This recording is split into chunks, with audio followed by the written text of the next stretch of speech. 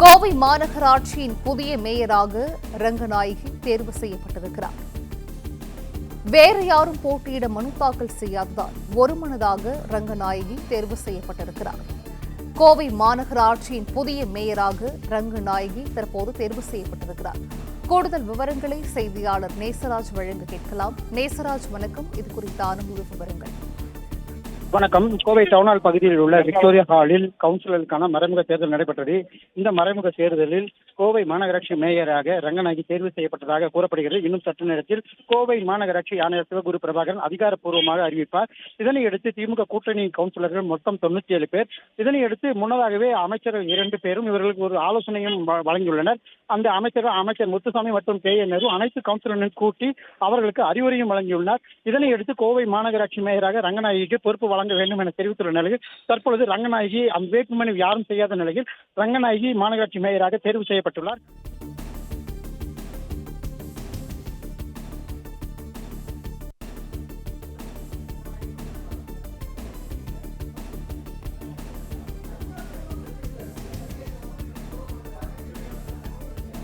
கோவை மாநகராட்சியின் புதிய மேயராக ரங்கநாயகி தேர்வு செய்யப்பட்டிருக்கிறார்.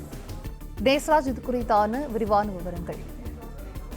கோவை டவுனால் பகுதியில் உள்ள விக்டோரியா ஹாலில் மறைமுக தேர்தலானது நடைபெற்றது. இதில் கோவை மாநகராட்சி மேயர் யார் என அவர்கள் இந்த மறைமுக தேர்தலில் முடிவில் அறிவிக்கப்படும் என தெரிவித்தனர். முன்னதாக கோவை வின்சென்ட் சாலையில் உள்ள நல்லாயன் சமூக கூடத்தில் ஒரு அறிவுரையும் கவுன்சிலர்களுக்கு வழங்கப்பட்டது.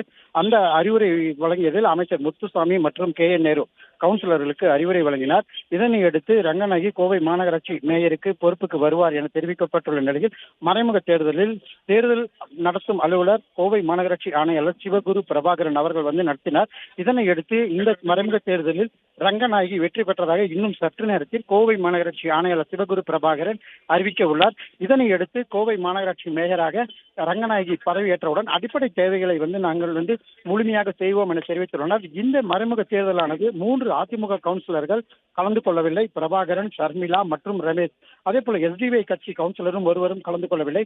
மற்ற அனைவரும் ரங்கநாயகிக்கு வாய்ப்பு அளித்துள்ளதாக தெரிவிக்கப்பட்டுள்ளது. இதனையடுத்து மற்ற 4 கவுன்சிலர்கள் சாந்தி முருகன், மீனா லோகு உள்ளிட்ட கவுன்சிலர்கள் அந்த ஆலோசனை கூட்டத்தில் அழுதபடியே மேயர் பொறுப்பு எங்களுக்கு தர வேண்டும், கட்சி நிர்வாகத்தில் நாங்கள் அதிக அளவு ஈடுபட்டிருக்கிறோம் என தெரிவித்திருந்தனர். இதனையடுத்து கடைசி நேரத்தில் இந்த சாந்தி முருகன் மற்றும் மீனா லோகு உள்ளிட்ட கவுன்சிலர்களும் இந்த மறைமுக தேர்தலில் பங்கு கொண்டனர். மேலும் இன்னும் சற்று நேரத்தில் அதிகாரப்பூர்வமாக அறிவிப்பு வர உள்ளது குறிப்பிடத்தக்கது.